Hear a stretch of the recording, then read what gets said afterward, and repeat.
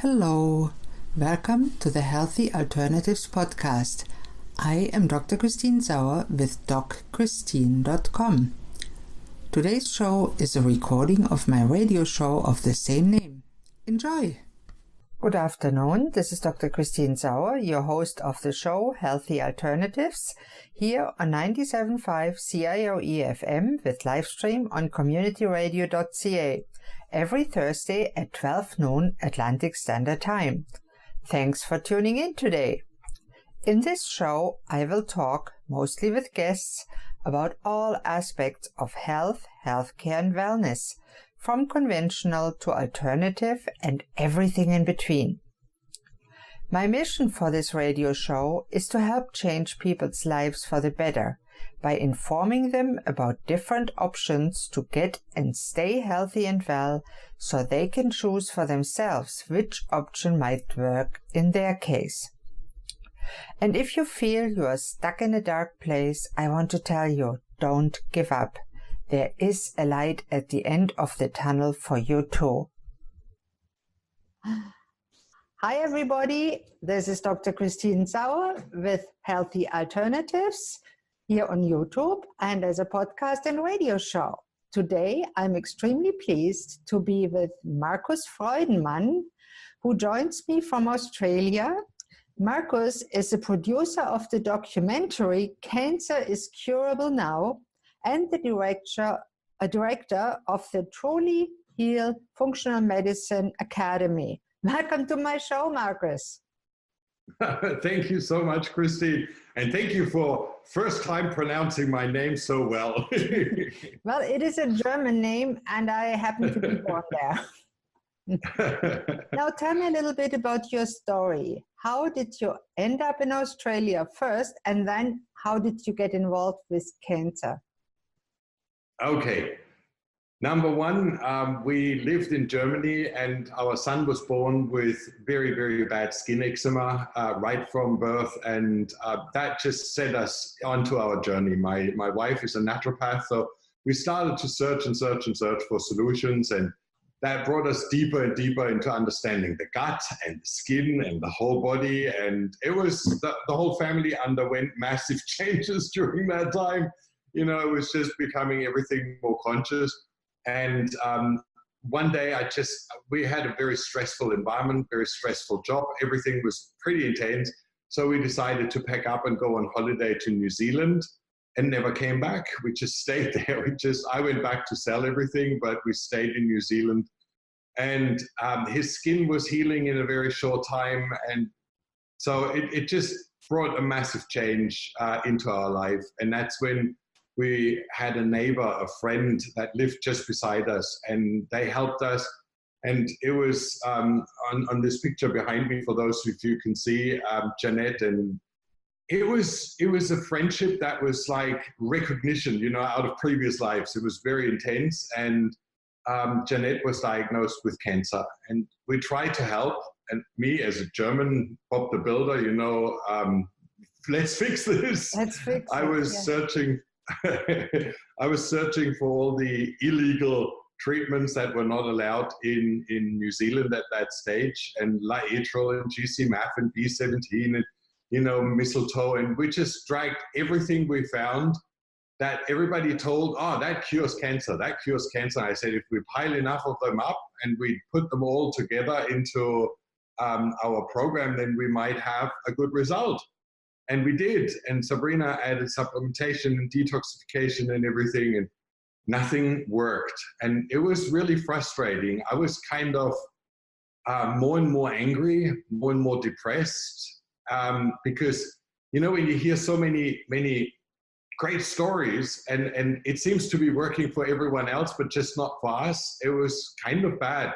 And then in the end, the doctor became so pushy, so dominant, and forced chemotherapy, and then she passed away shortly after that. Wow. And that was, you know, like, I don't know why, but it left a huge impact on the family. And we were living on a little farm, and it was all just not right. And I said to Sabrina, why don't we continue our quest and just keep searching? there must be something that you can do when you have cancer. And that was actually our start. And then Max Awareness was born. At the first stage, we interviewed hundreds of doctors in New Zealand, Australia, and the local surrounding. But everybody I came with my camera on my shoulder, they said, turn off the camera, I'm not talking public, and what I say is not going to go on TV. It was like, how am I supposed to build something, and put interviews out there?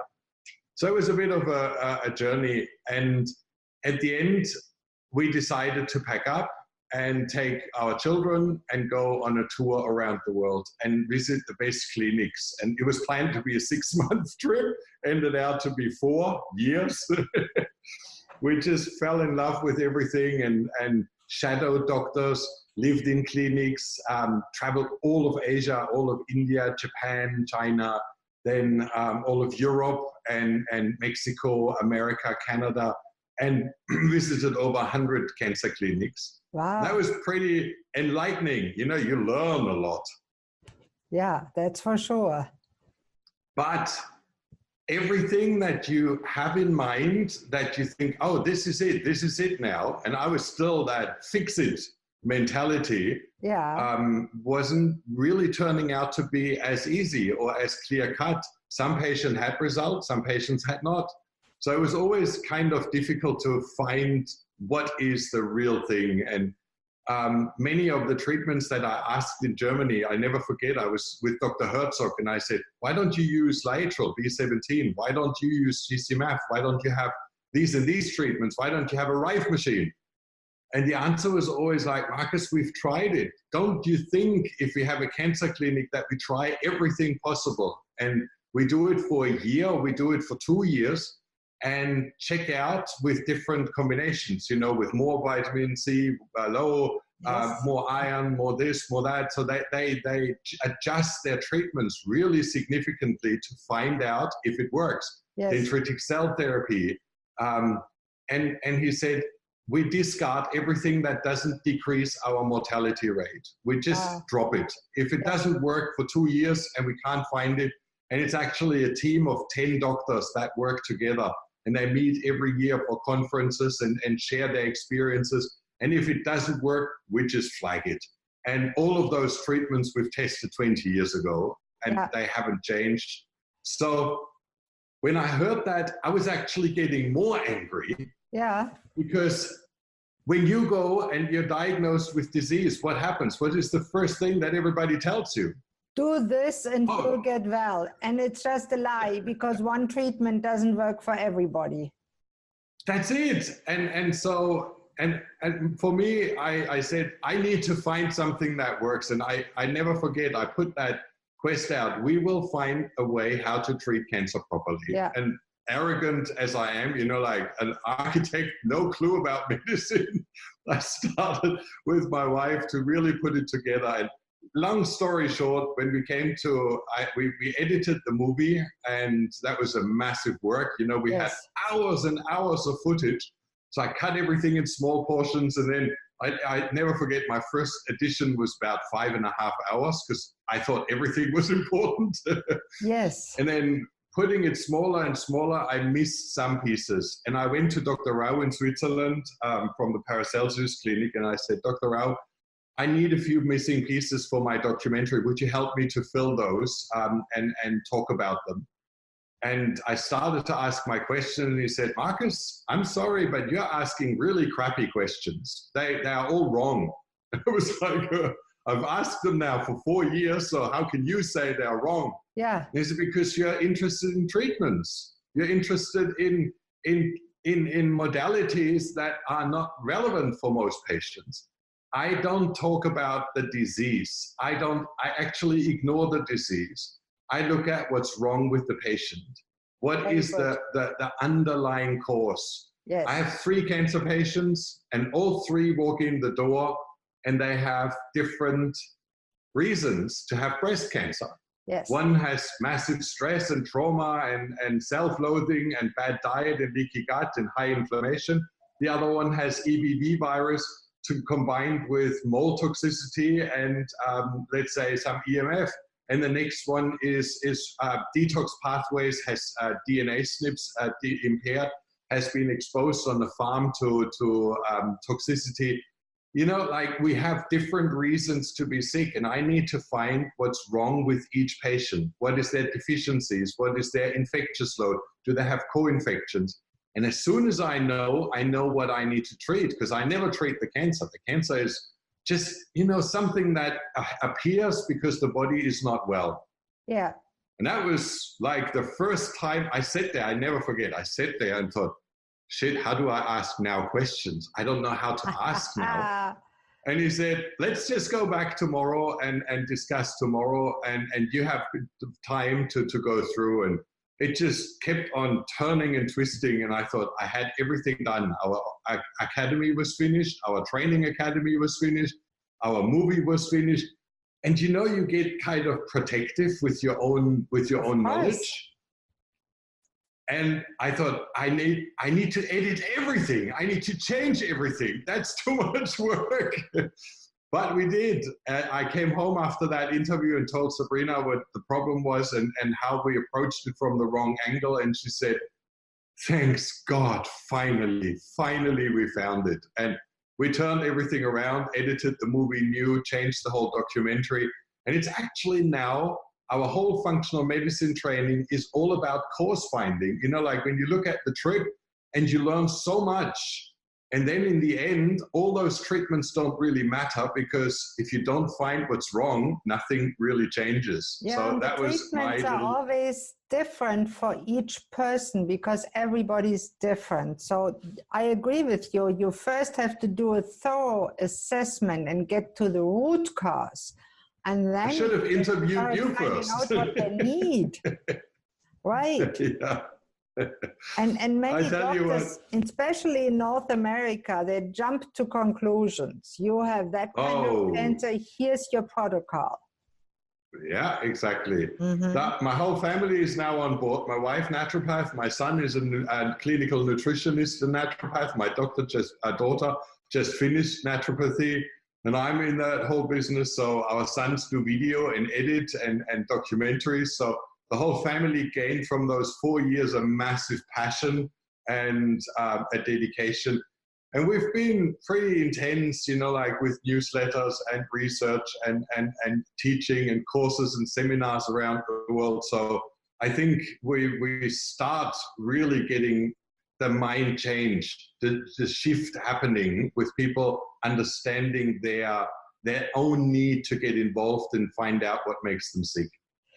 Now, it is obviously too late for your friend that obviously passed away from her cancer. How do you see it now with other clients? Very, very different. We have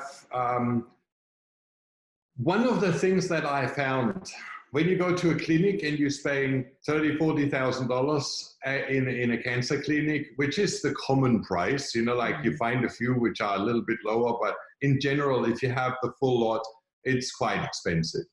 And I found that a lot of patients go there and it's a good head start. It gives them like that turnaround that they need for their system, but then they go home and everything deteriorates again. Then they go back to the clinic if they can afford it, and then it deteriorates again. So it never ever stays or goes completely away. I haven't witnessed a single person that was cancer-free after 3 weeks. It's always just a start.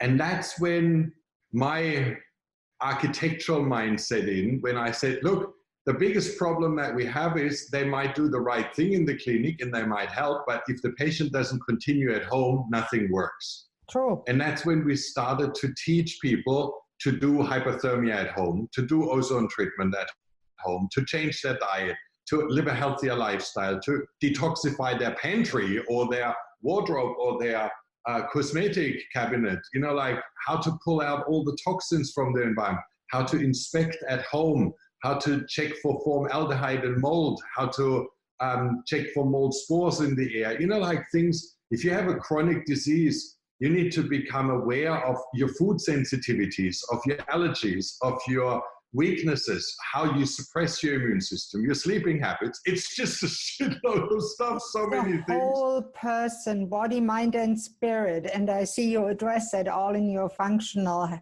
coaching program, which is quite nice. Yeah.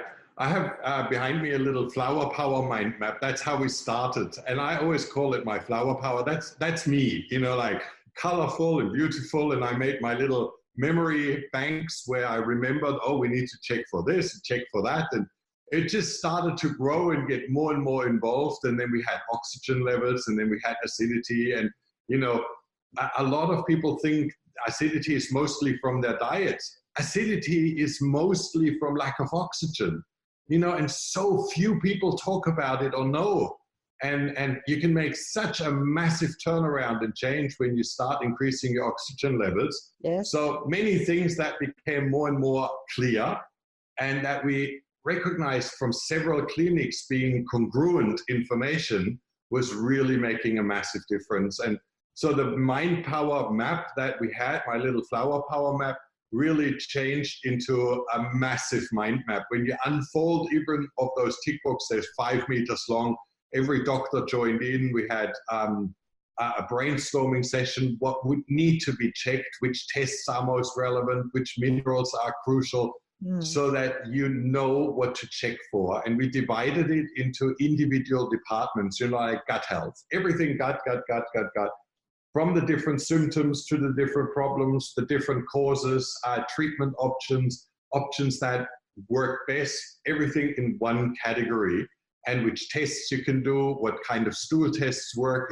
So it was like working through the whole body systemically to find out how we could find the root cause of the problem. And something that I never expected, it was actually really significant. And let me just go 2 slides back. Yeah.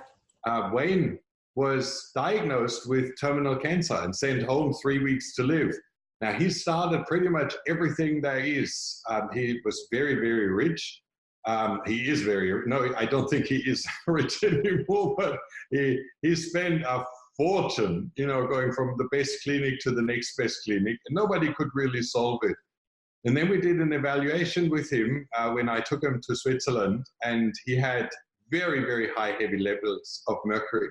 Can see that, yeah, root canals and fillings. And the big problem is, if you see the second chart on the right, which is this one here, his DNA SNPs, all detox pathways were impaired. He had only 2 green, and all the rest was red and orange. So whatever toxin he took, even medication, he could not detoxify. It could not be broken down.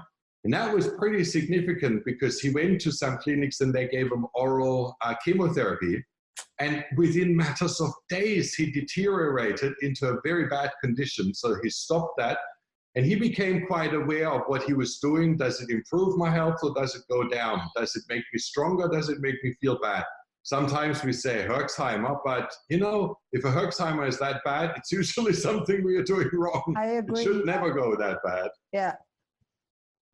So that's really fascinating. How did he make out? He is cleaned. We had several chelation therapies with massive infusions. He had apheresis in Germany, you know, where you pull the toxins with filters out of the blood. That made a massive difference in his case because he could not really. So we learned how about poultices and different clay bath and different detox bath to pull the toxins out. Supporting the liver in the best possible way. His teeth had to be done. He had different metals in his mouth, which caused galvanic reactions. And, you know, his mercury was off the chart. His gut was completely screwed. He had so many toxins in his gut that destroyed the gut membrane. So he was put on ozone rectal insufflations for healing the gut membrane. And it was just significant. It was so beautiful to see all the things that slowly, and that's when I came up with my sentence, when you do the right thing, you will get better. Maybe not all the way, but at least a little bit. So if you do a little bit more of the right thing, then you get even better. And what we found, his teeth were actually the main trigger point. It was like the main part that had to be stopped. And as soon as that stopped, his tumor didn't grow anymore. And then we added the gut and the repair and the detox, and all of a sudden things started to shrivel up. And that's so beautiful to see. Yes, it is wonderful to see when somebody gets better. Now, functional medicine is practiced, for example, in North America too. What's the difference between your type of functional medicine and what they do in North America? Challenge. Okay, a big difference. See, I signed up with all the other functional medicine schools to find out. And what for me the biggest problem is, every teacher that teaches shows how things are interconnected and how they are all combined and how we need to look at things in comparison. But it still lacks the evaluation that going through all the different areas. As a doctor, you know yourself that there is a big issue with what I call tunnel focus. I have certain things that I learn, and then I see them everywhere. I confirm myself always that, oh, I'm right. I see the right things, and I go narrow and narrow. That's why we have that specializing factor that people really look at certain things. And when we visited all those clinics, it was a bit frustrating, but we had one clinic really fantastic dealing with mind and stress and trauma, and a little bit of diet, and that was it. They added some treatments to make it viable. The next one was focusing purely on diet and detox and supplements and whatever. But it's so rare that you see one or two clinics that really combine a lot and actually don't treat every patient in the clinic with the same protocol, that they actually sit down first and evaluate. And I found that, when you spend $2,000, let's say $4,000 maximum with all the tests, and they know what's wrong, and you know what to target, and then you address that for half the cost because you don't need all the fancy treatments if it's not relevant. That was what I missed. And that's why I said, for us, our journey has to always stick to the truth. We are not here to teach something. We're not here to defend a treatment, because I don't care about the treatments if they don't work for people. So what our quest was to find something that works for everybody. And that's where we came, that the evaluation is actually that which makes it work or not. If I take the time and I look for someone's timeline and I see they have been living on a farm, they were exposed to glyphosate, they have complete leaky gut, they have, and from there this and this started, and then that started, and then they were exposed, and then there was trauma and stress. I can see from the timeline really well what the main differences are that I need to address with that person. And as soon as you have that, you actually have a treatment plan. You have everything you need to solve that person's riddle. And that's where I found our passion started really to sink in. And that's really important, because I'm working mostly with mental and brain health, and it's the same thing. You first have to do an assessment before you start saying, oh, it's this label, you get this medication or this treatment. And I'm always amazed that in North America, MDs and NDs are working against each other. I'm both trained in Germany, but here they work against each other often, and it doesn't make any sense to me. It should be all working together for the benefit of the individual. And you're so right, it's all individual. We need individualized medicine in every area. And I like that you do. I guess, Go ahead. No, I really like that you do that. Yeah, well, I'm not practicing. I did coaching for a while because my wife said you need to learn how to deal with patients. I am not patient, so it's a difficult job for me. I am caring. I'm very caring, but I'm caring in a different way. If somebody comes and says, oh, I don't like to do that, and do I have to? And I said, look, if you don't want to die, if you don't want to live, that's fine. Just join the community. We have an overpopulation anyway. So if you don't want to do an enema, and that's fine for you. Just don't take my time. Right. So I was a bit rough, and a few clients complained that I was too outspoken and too direct. But, I always thought I was coming to an interview in Mexico, and there was a very beautiful doctor. And I walked in the door, and I drove 4 hours, and I was there 7 o'clock in the morning for the interview. And I got there, and then he came into the room, looked me up and down, and said, "You should do a documentary on obesity, heart attack, and everything that goes along with that. I'm not working with people who don't walk the talk." Oh. And walked back out and canceled the appointment. And I was like, okay, shock galore. I walked out into the car, I was angry, frustrated. And then I looked at my co-pilot seat, it was like Mars bars and Snicker bars. And I thought, I can't even be angry with him because he's right. So from that day on, my journey turned. It was like such a massive slap in my face. And they always say a good gift comes in shitty wrapping paper, like a blessing comes in shitty wrapping paper.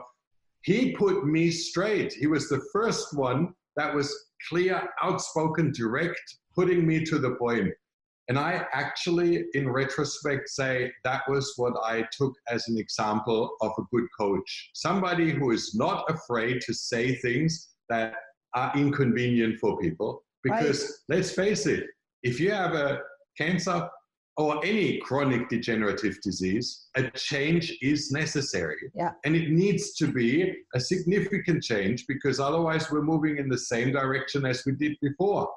And that's why somebody who kicks you out of your rails and gives you a little bit of motivation to think about what you do to yourself is often important. So that's my coaching career. I stopped that, and I'm now educating the educators. But I love that, because here we say you can lead a horse to the water, you can't make it drink, and that's the truth.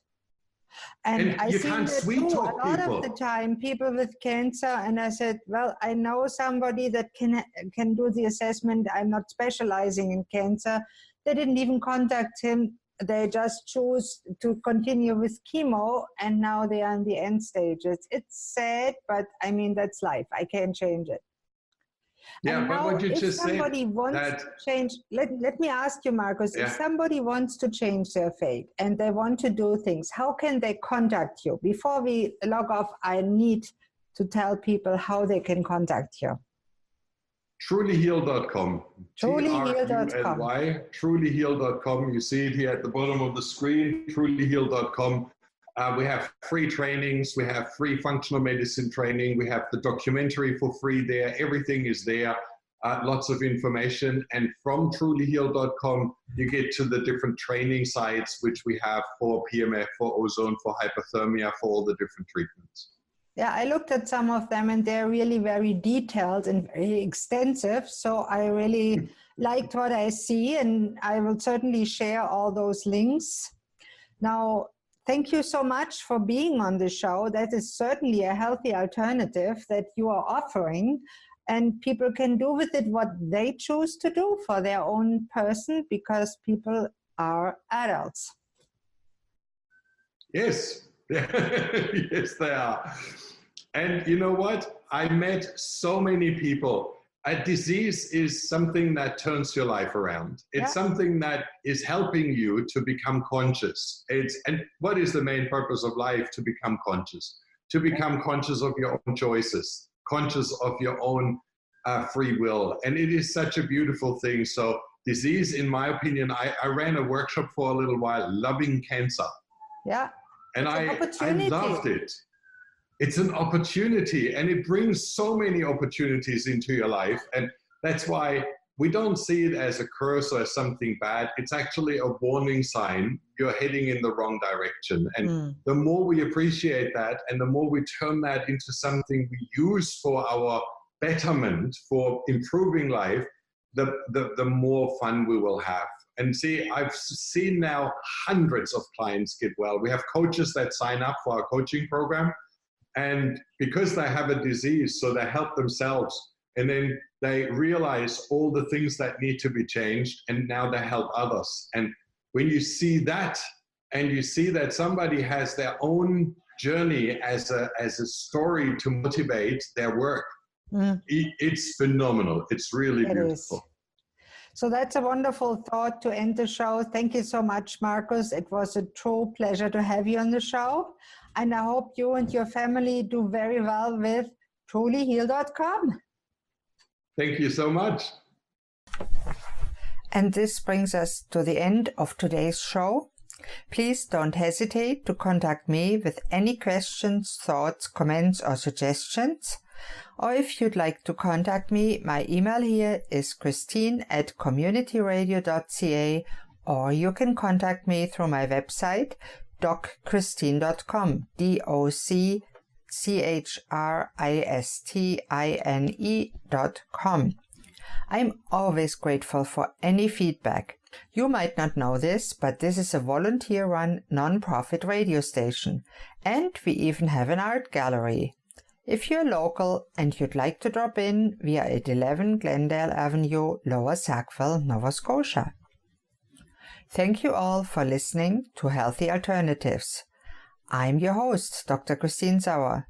Tune in next Thursday at noon on 97.5 CIOE FM Community Radio with live stream on communityradio.ca for the next episode. Goodbye and have a great day.